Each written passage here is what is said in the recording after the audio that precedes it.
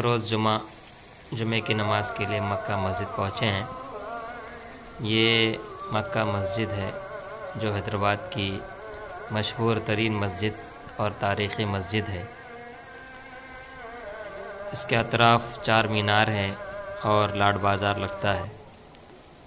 कुतुब शाही तर्ज़ की इस शाहकार मस्जिद की तामीर तकरीबन 16वीं सदी ईस्वी में मुकम्मल हुई थी।